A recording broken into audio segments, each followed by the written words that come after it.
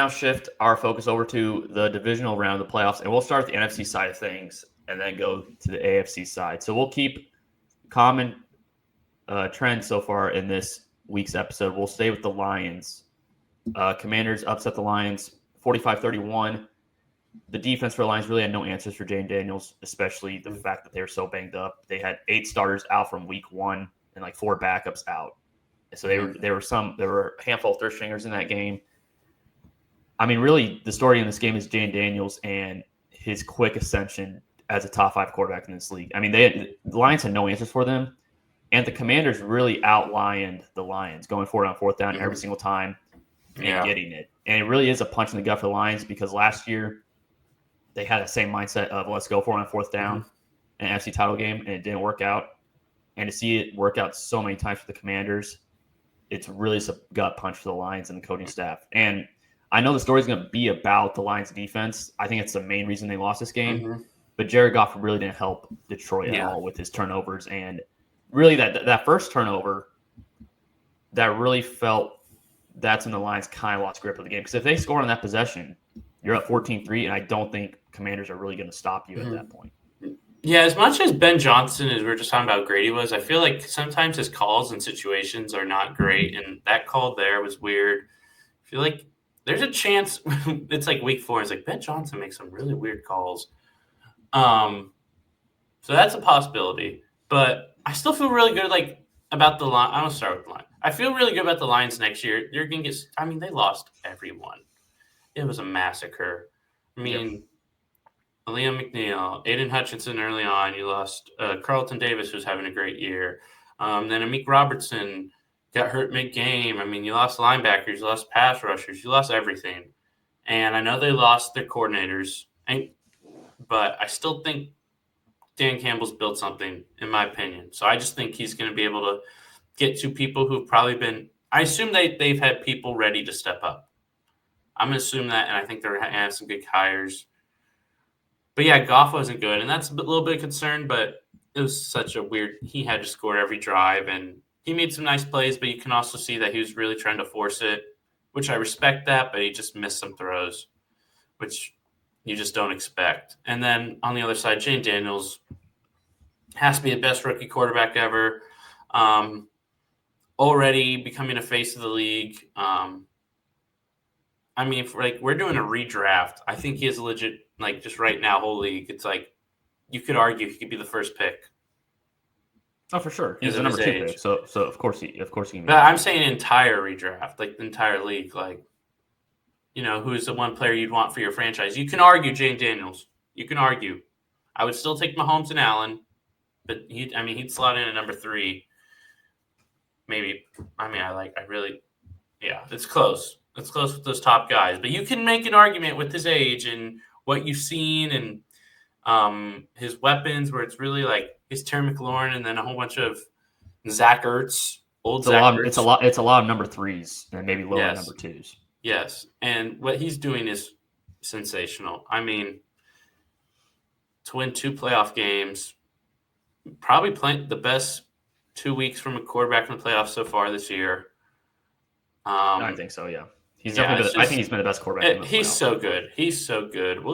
This Eagles game was going to be so interesting, but you dropped 45. I know you had some help from defense getting takeaways, but it's they just couldn't be stopped. They had that 4th down they went for where Mariota was supposed to flip it, and it's that was the only time the Lions got stopped, and it's kind of lucky. He's so good. He doesn't make a single dumb mistake. Everything's great. When LSU has a quarterback and 2 receivers going in the first round, just know that they're going to be amazing. That's all you need to know. Yeah, and it's very similar situations to Joe Burrow. They're very similar. This game, I thought the Lions were going to win this game clearly because I had money on them, which I don't know why I ended up doing that because it wasn't that much value anyways. For me, I don't know, that Jared Goff is just I think the Lions are going to be fine. And what I'm going to say, you're probably going to jump on right away. And it's not going to be to the extent. I still think the Lions, have a much better coach than this team. But remember, the Eagles went to the Super Bowl, lost both their coordinators, and they kind of took a step back. Now, the Lions, I don't think will go that far of taking a step like that far of a step back where the team just falls apart. But I do think losing both your coordinators, especially Ben Johnson. I mean, Dan Campbell is a culture guy. He's not really a schematic guy, and Ben Johnson was the brains behind the offense. So does the offense take a step back? Jared Goff's not the most talented quarterback. He's pretty limited. And I think you saw that in this game. Yeah. You can't really move. And once things go south, it's like he kind of becomes flustered. I mean, he had 4 turnovers this game, and both the picks, in my opinion, were really bad. Now, he had one late in the game on the final drive. I don't really count that against him. Yeah. It's just desperation. But the pick 6 was bad, and the interception late in the first half when they're driving was also bad. And the fumble, it's not like he got hit that hard on the fumble either, which back to your point of that, it was 3rd and 1. You already know you're going to go for it on 4th and 1 if you don't get it. And you have Jahmyr Gibbs and Dave Montgomery. I don't understand that play call. I also don't understand the play call of having Jameson Williams, who's one of the biggest boneheads in the league. I mean, he's really talented, but that celebration he did. We're down by 10, and we have the season on the line, and we're putting the ball in Jameson Williams' hands to throw a pass. Yeah. Now, most players, if you had Amon-Ra throwing that pass, he probably throws it away. But the fact that they trusted Jameson Williams' judgment in that spot was head scratching, to say the least, with Ben Johnson. That was one of Ben Johnson's poor decisions in the game, I think. You have to give Commanders all the credit in the world. I mean, the game plan, I mean, they were unstoppable in this game. And anything they did, it worked out. And running the ball, Brian Robinson's not even that efficient of a runner. I think he averages close to like 3-point-something yards per carry during the season. And they were gassing this line of defense for 7-8 yards per carry. It was really – the Lions had no answers. And, I mean, there was underman on defense. I think it was a clear story of the game. I mean, I think the Lions are healthy. They win. I mean, I don't think that's a question because, like, here's the thing with the Lions where you're saying, like, they lost Aaron Glenn. It's nothing against Aaron Glenn, but their defense can be better next year than no matter who the coordinator is because they're going to have everyone playing unless they all get hurt again. But it's going to be better. So, yeah, it's really with them. It's how much is Ben Johnson truly needed to call plays on that offense. I wonder how much Dan Campbell is involved in offensive stuff because he was an offensive player. I wonder if he did have. I felt like he did that much. I mean, he had some decisions, of course, to go for it. I mean, if you just look at it, like these trick plays that they run, it comes from Dan Campbell's mentality. So I wonder if there's some I wonder if Dan Campbell wrote up the trick plays. I think that's pretty possible that he did some stuff. We don't know, but I think we'll see. It's the true test of Dan Campbell as a head coach now. How good are you truly? And I think he'll pass. But, I mean, yeah. So I still feel good about the Lions and obviously Washington. I mean, you have your guy. You're good. I mean, you have an offseason to draft, to spend money. Don't waste it. But they are – I would have never thought that Washington is looking like they could be one of the best teams for the next 10 years. Well, that was the point. That's what the point I was about to make. Really, like NFL franchises that are dysfunctional, of course, there's dysfunction in multiple franchises. But once you get the quarterback and head coaching combination right, that dysfunction goes away. I mean, like Washington, Dan Snyder sold the team, so that's – well, of course, that helps too. But, like, remember the Chiefs, before Andy Reid got there, well, yeah, it was a complete disaster. And Andy Reid turns it around. They get Alex Smith, changes the culture, brings stability, and you get Patrick Mahomes in there. No, yeah, a lot of these teams can flip quickly. Yeah, like Houston. Before they got C.J. Stroud and DeMeco Ryans, there was the whole Deshaun Watson stuff. They were getting the first pick year after year, first, second. They were a top 3 pick, I think, back-to-back years before they got Stroud. And then they get DeMeco Ryans and Stroud, and that turns around. Like, I think dysfunction can all be erased if you get the quarterback and head coach combination right. And Dan Quinn, I was not a huge fan of the hire. I kind of thought it was like a sideways hire at the time when the Commanders hired him. I was like, I've seen the story before with him. He went to Atlanta, kind of flamed out. But now with the Commanders, I mean, that hire has definitely worked out. Now, when Cliff Kingsbury gets a head coaching job, which I think could be as soon as next year, what kind of happens with that? So, but I do think they're in good hands with Jane Daniels, of course. I still think you get a head coaching job this year because I think if you're the Raiders and Jacksonville and Dallas and Saints, why wouldn't you wait? Who's the best one available? Yeah, but I also think it has to go both ways though. Why would Cliff Kingsbury go to any of those spots if he doesn't? I mean, he hasn't talked to them. He could get convinced. Let's say I think he stays one more year, and we'll see what opens up. I just still think the Raiders, when you have Tom Brady there, I think that's just it's Tom Brady. It's just he's sports royalty. If you make a sports Mount Rushmore, he has to be on the all-time sports Mount Rushmore. I just think that it's Tom Brady being there means so much. And I don't know, but Cliff Kingsbury, he's definitely a guy that he wants it. Like, remember when he went to Arizona, they had Josh Rosen, and then he got his guy in Kyler Murray. So I think he's going to want a quarterback in place, and he's going to want to be choosing that quarterback. I just think he waits. Maybe they have a plan. I could see. I think Raiders. I don't think he'd go Jacksonville.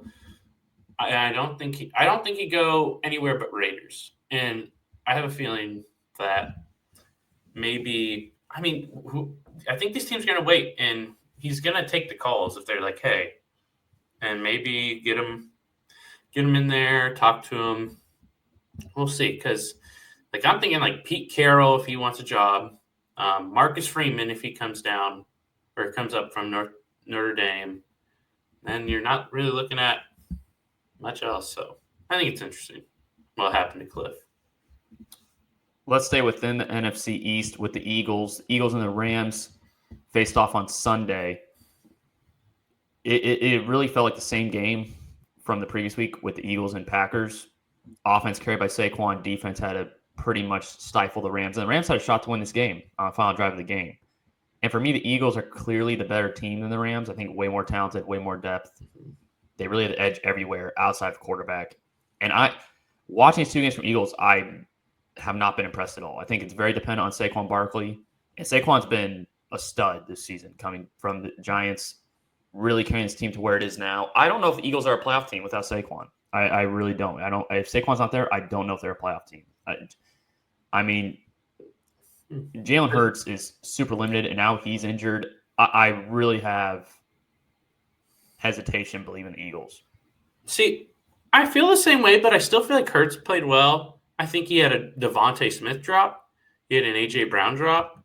If those two catches happen, that's 60 more yards. That's another touchdown, and we're talking about it differently. And I think he made some nice throws. A.J. Brown had multiple drops. A.J. Brown was bad. He did have the big slant, and Jalen Hurts was hurt, and he's still able to get some stuff going. I don't think he played fantastic, but I think he played kind of well, especially it's horrific weather, and it's like you got to play through that as well. And he wasn't doing anything stupid. He didn't throw any really salient balls much. But yeah, it's still something's still off. I don't know exactly what it is. It's Jalen Hurts. I don't think it's fully Jalen Hurts because I think A.J. Brown drops a ball, Devontae Smith drops a deep ball. A.J. Brown drops another ball. It's like a big third down and up the middle, and he kind of just long-armed it and dropped it. So I think there has to be something with the play calling. That's my obviously I'm not X and O's expert, but I think it's something play calling wise. That's just my guess. But it's also really snowy. You're going to have a chance against Washington, doesn't have the best defense. So I think that'll be really telling. But I think I'd still take Eagles. I still like the roster and stuff. So, and Rams are an experienced team. So I still think it's a good win. But it was not good that the Rams had a chance, though. That was the Eagles roster is absolutely loaded. And the fact that I don't care, the drops, yeah, that's something. But Jalen Hurts, I think, was sacked 7-8 times in this game. That's arguably the second best offensive line in the league. I don't think they played like it, though. They didn't play like it. Jalen Hurts holds on. If you watch it, Jalen Hurts holds onto the ball. He is not a pocket passer. He holds onto the ball. And I think a lot of the play calling is because of his limitations. What throws?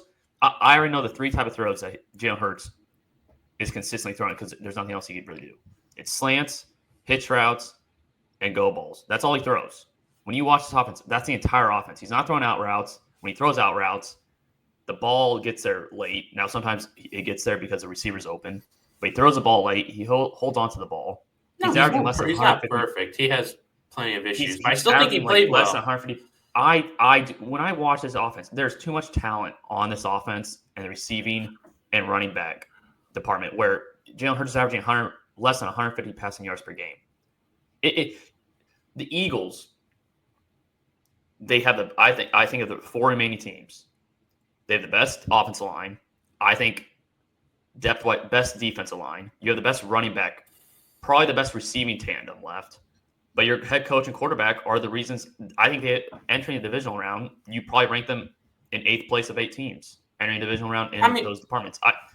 I disagree. If they had a stronger quarterback or stronger quarterback play in general, I think they'd be the landslide favorites to win Super Bowl. Even based on the fact that Chiefs are back-to-back Super Bowl champions, and Eagles are favorites right now.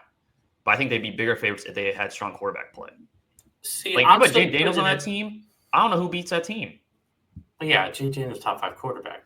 I mean, I still put more of it on Sirianni because I just watching Hurts, I thought he played well. I mean, he took some sacks. Yes, those were bad. But a lot of those, like the O-line they were allowing some pressure. And they just were. I mean, Fisk was getting – Rams have a good D-line, and I think they were winning a lot. But I still think, A.J. Brown was dropping passes. He dropped a couple passes. I mean, you can't deny that. Devontae Smith dropped passes. Even though he got clocked, he still dropped a big pass. He was not able to bring it in. I think he made some nice throws at Goddard. I think he made timely throws late, even though – I mean, I think like their play calling, they had him roll out while he's hurt. They had him roll out, and he immediately got met. I forgot who met him, but he was just like right there. So it's like, okay, just take the sack. It's like, what am I supposed to do? So I still think it's coaching and play calling that's holding them back more. I know that Hurts has issues and he could hold them back in moments, but I don't think he's been that bad right now. I think it's been play calling. I think their play calling's been. But if it is bad, I think it's because they're coaching around Hurts. To take into account, he had a 40-something yard rushing touchdown, and no matter if it's not thrown or what, that contributed to the win. He did that as well. I don't have any problems with running ability. But you're not. But you're just mentioning the passing. But his rushing yards are still yards. If you're quarterback and you run for 200 yards and pass for 100, guess what? You're at a 300-yard performance. And I think fine. But like to win a Super Bowl, I don't think that it may work this round. But if it's either the Bills or Chiefs, and you think you're just going to run for 200 yards and that's going to be enough to win, first of all, Chiefs don't let you run. So if you're playing Chiefs, good luck getting a run in the game. Now, Mixon did gash a little bit. We'll talk about that game here soon. But you're not going to win a Super Bowl against Mahomes or Josh Allen with Hurts playing like this. You're just not. No, yeah, he needs to play better. But right now, I don't think he's the main issue. I just don't. For me, I don't see any other issue with this team. I'm literally just looking at he had like 240 passing yards if there wasn't a couple drops. No, okay. And that and then if you have that plus like 60 rushing yards with the 45-yard touchdown, that's 300 yards, multiple touchdowns. He still played well. I think he played well. I'm not saying he played fantastic, but I think he played well. And drops were an issue, and I think play calling was an issue. And well, I also think he'd have more yards if there's times there was like 4 or 5 plays I saw. I was watching Get Up on ESPN the other day, and they were breaking out. There was 4 to 5 plays where he didn't throw the ball. The players are wide open, and he doesn't throw it. Like he would have more yards if he simply threw the ball. That's my point. He holds onto the ball, and then he's taking these sacks. If you want to go by that, though, but if you want to go by that, Dan Orlovsky, who you're talking about, also said during the Packers-Eagles game that no one was open on the Eagles all game. That's what he said for that. Okay, fine. The Packers. I'm talking about the Rams game. I know, but we're talking about Hurts in general through these playoffs. I think obviously he hasn't been great, but I still don't think he's a main issue here. 60 passing yards in the first half against the Packers, and he had like 61 this past year. Yeah, but Orlovsky was saying no one was open. But okay, in the first half, he also had a 45-yard rushing touchdown. I'm not saying he's great, but you're acting like he's like playing like an absolute bum. Like he's not. His feet contribute. His feet contribute. I don't a lot well at all. A lot. In that. He helps Saquon. His feet, the thread of his feet, are also always helping Saquon. And because he ran for 70 yards and touchdown. But the entire time, the team is also having to worry about Hurts. Now, if he can't run because he's hurt, that changes everything. But his threat of running, and I also think he's a very smart runner when he has it, it's always going to be a threat. It's always going to be an issue that allows Saquon to have even bigger holes to run through. So his contributions are always going to be there like that. Let's move to the AFC side. That's just a point we're going to